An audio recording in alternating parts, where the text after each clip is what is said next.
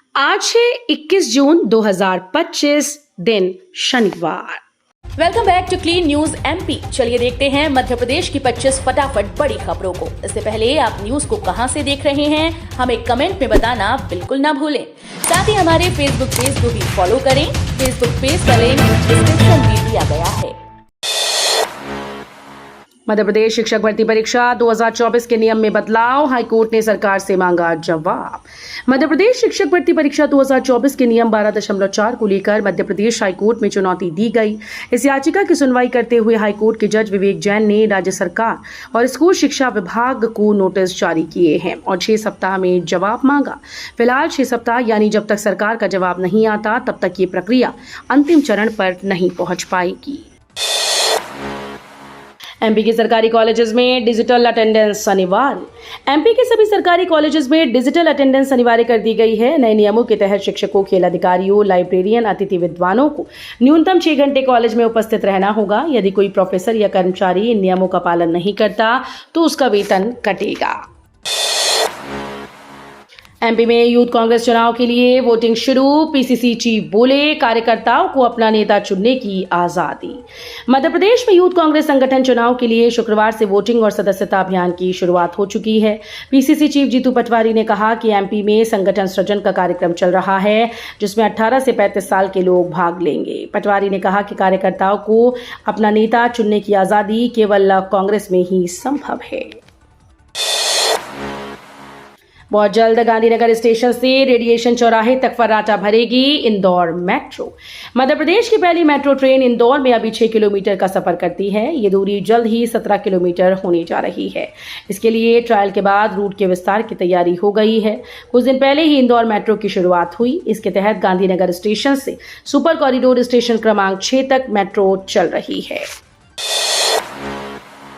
MP के प्रमुख विभाग का बदला नाम। सीएम डॉक्टर मोहन यादव ने किया बड़ा ऐलान।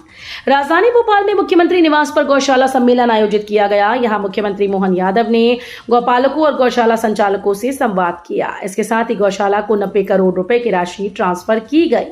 सीएम हाउस में पहली बार आयोजित इस सम्मेलन में प्रदेश भर से सरकारी और प्राइवेट गौशाला संचालक व प्रतिनिधि बड़ी संख्या में शामिल हुए। रामभद्राचार्य को मिली डिलीट की उपाधि। दीक्षांत समारोह में कुलपति को अंग्रेजी पर दिखाया आईना। डॉक्टर हरि सिंह गौर विश्वविद्यालय के 33वें दीक्षांत समारोह में स्वामी रामभद्राचार्य को मानद डिलीट उपाधि से सम्मानित किया गया। इस दौरान उन्होंने अपने संबोधन में जहां भ्रष्टाचार को लेकर एक अलग अंदाज में बात कही, तो वहीं समारोह में अंग्रेजी में संचालन और कुलपति के अंग्रेजी संबोधन पर सवाल खड़े किए। भ्रष्टाचार पर चर्चा करते हुए उन्होंने राजनेताओं के सामने कहा कि विधायक और सांसद बनने के पहले जिनके पास कुछ नहीं होता, विधायक सांसद बनते ही उनके पास 50-50 फ्लैट हो जाते हैं। 5वीं और 8वीं पुनः परीक्षाओं के परिणाम जारी। 5वीं में 79.63%, 8वीं में 74.98% विद्यार्थी पास। मध्य प्रदेश में स्कूल शिक्षा विभाग के द्वारा आयोजित कक्षा 5वीं और 8वीं की बोर्ड पैटर्न पुनः परीक्षाओं का परिणाम शुक्रवार दोपहर 3 बजे राज्य शिक्षा केंद्र के परीक्षा पोर्टल पर घोषित कर दिया गया। घोषित परिणामों के अनुसार इन परीक्षाओं में कक्षा 5वीं के 79.63% विद्यार्थी, जबकि कक्षा 8वीं के 74.98% विद्यार्थी उत्तीर्ण हुए। मध्य प्रदेश में 4,000 रुपए क्विंटल खरीदा जाएगा गेहूं। मोहन सरकार ने तैयार किया ब्लूप्रिंट। मध्य प्रदेश सरकार गौशालाओं को प्राकृतिक खेती से जोड़ने की दिशा में महत्वपूर्ण कदम उठा रही है। मध्य प्रदेश में सरकार गौशालाओं से जोड़कर प्राकृतिक खेती करने वाले किसानों का पंजीयन करेगी और ऐसी फसलों को बढ़े हुए दामों पर खरीदा जाएगा। भोपाल में आयोजित राज्य स्तरीय गौशाला सम्मेलन में मुख्यमंत्री डॉक्टर मोहन यादव ने इसका ऐलान किया। एमपी में विकसित होगा अंबानी के वंतारा जैसा एनिमल प्रोजेक्ट। उज्जैन और जबलपुर में बनेंगे बड़े जू। मध्य प्रदेश में 2 प्रमुख शहरों में बड़े जू बनाए जा रहे हैं। उज्जैन और जबलपुर में इन्हें स्थापित किया जाएगा। दोनों ही शहरों में बने बड़े चिड़ियाघरों के साथ रेस्क्यू सेंटर्स की भी तैयारी चल रही है। इतना ही नहीं, प्रदेश में गुजरात के वंतारा के वन्य जीव रेस्क्यू सेंटर की तर्ज पर बड़ा एनिमल वेलफेयर प्रोजेक्ट व रेस्क्यू सेंटर विकसित किया जाएगा। भोपाल में सेंटर ऑन एनर्जी ट्रांजिशन की स्थापना का प्रस्ताव, सीएम बोले मध्य प्रदेश को बनाएंगे मॉडल स्टेट।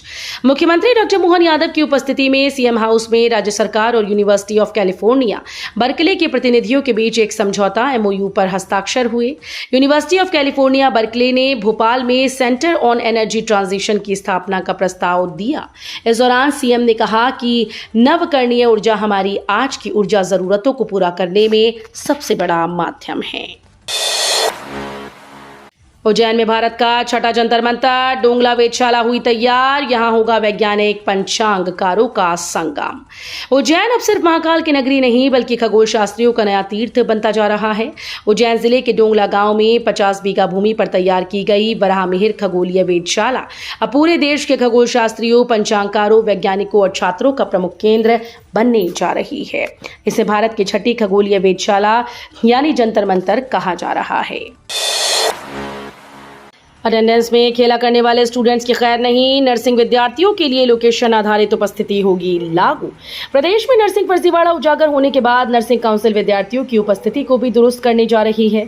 सभी कॉलेजेस के लिए लोकेशन आधारित उपस्थिति अनिवार्य की जाएगी। हाईकोर्ट के निर्देश पर कॉलेजेस की जांच के लिए बनी 3 सदस्यीय समिति ने इसकी अनुशंसा की थी। बेटी से मिलने इंग्लैंड जा सकेंगे जीतू पटवारी, हाईकोर्ट से कांग्रेस प्रदेशाध्यक्ष को बड़ी राहत। मध्य प्रदेश कांग्रेस अध्यक्ष जीतू पटवारी अपनी बेटी से मिलने इंग्लैंड जा पाएंगे। हाईकोर्ट ने उन्हें इसकी इजाजत दे दी है। जीतू पटवारी के खिलाफ प्रदेश में 2 आपराधिक मामले लंबित हैं, जिनके कारण उनका विदेश जाना मुमकिन नहीं था। पीसीसी चीफ ने हाईकोर्ट से इसकी अनुमति मांगी, जिस पर कोर्ट ने उन्हें बड़ी राहत देते हुए सशर्त मंजूरी दी। एआईसीसी के ओबीसी एडवाइजरी काउंसिल में एमपी के 2 नेताओं को मिली जगह, पूर्व केंद्रीय मंत्री को जिम्मेदारी। अखिल भारतीय कांग्रेस कमेटी ने ओबीसी एडवाइजरी काउंसिल का गठन किया, जिसमें बड़े नेताओं को शामिल किया गया। ओबीसी डिपार्टमेंट के चेयरमैन अनिल जैन कन्वीनर बनाए गए, जबकि जितेंद्र बघेल को सचिव बनाया गया। वहीं मध्य प्रदेश से 2 नेताओं को शामिल किया गया। पूर्व केंद्रीय मंत्री अरुण यादव और एमपी विधानसभा की पूर्व उपाध्यक्ष हिना कांवरे को भी शामिल किया गया। हमारी पुकार सुनिए भैया, मध्य प्रदेश की लाडली बहना ने मुख्यमंत्री को लिखा खून से खत।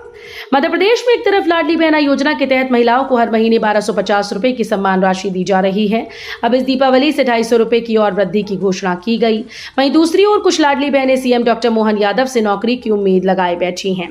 उनका कहना है कि हम लाडली बहनों को 1250 रुपए नहीं चाहिए, बल्कि हमें सिर्फ हमारी मेहनत का हक चाहिए। इन लाडली बहनों का कहना है कि वे लोग जो मांग कर रही हैं उनका समर्थन डिप्टी सीएम समेत 35 से अधिक विधायक, सांसद और मंत्री कर चुके हैं। मंत्री विजय वर्गीय ने कहा, सिंघस तक नहीं बन पाया इंदौर रेलवे स्टेशन तो आएगी मुश्किल।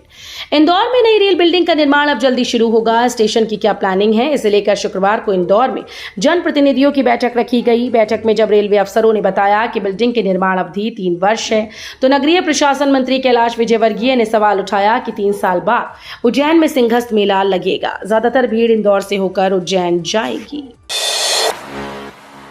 पीएम जनमन अभियान के तहत भारिया जनजाति को मिले पक्के आवास, नवाचार से हुई बचत।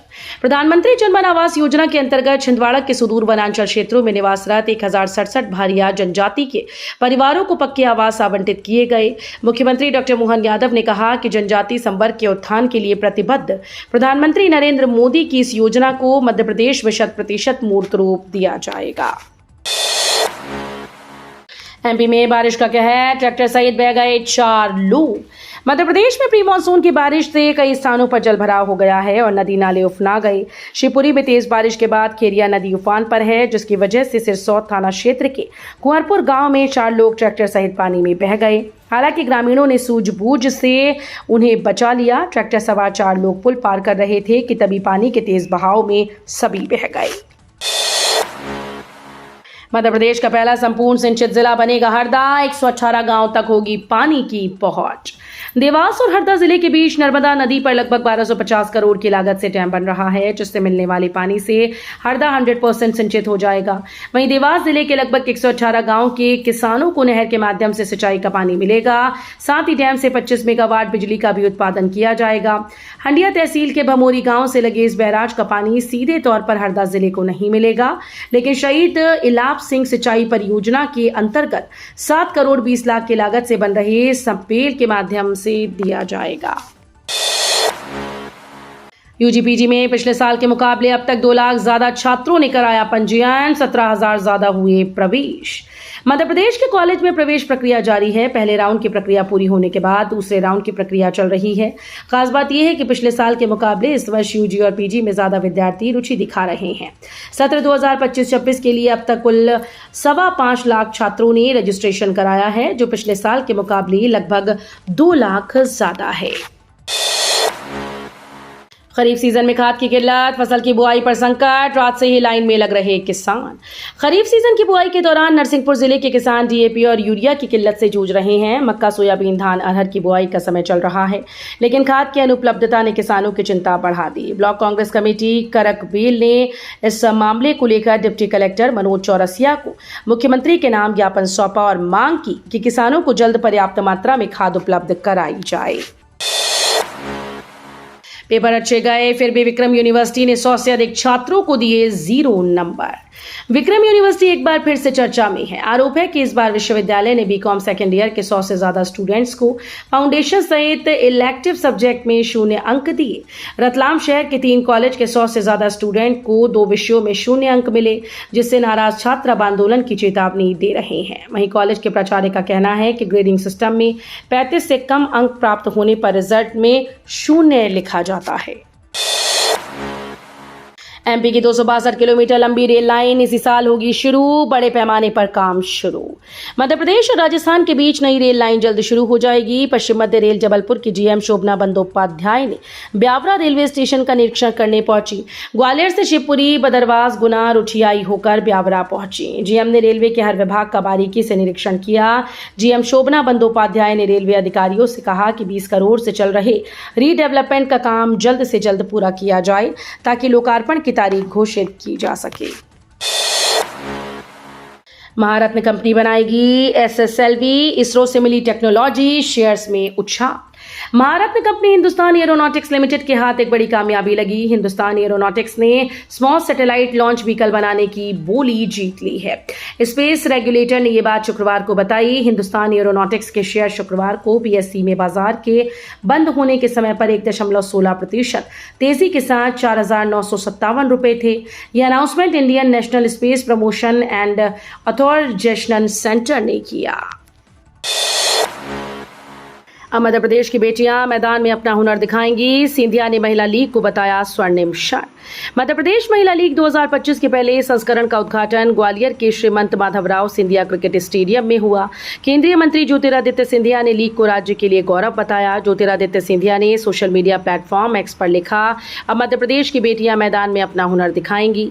ग्वालियर के श्रीमंत माधवराव सिंधिया स्टेडियम में एमपी महिला क्रिकेट लीग 2025 का शुभारंभ मध्य प्रदेश के इतिहास का एक अनूठा और स्वर्णिम क्षण है। तो ये थी आज की 25 फटाफट बड़ी खबरें। अगर आपको न्यूज पसंद आई हो तो वीडियो को लाइक और शेयर जरूर करें। धन्यवाद।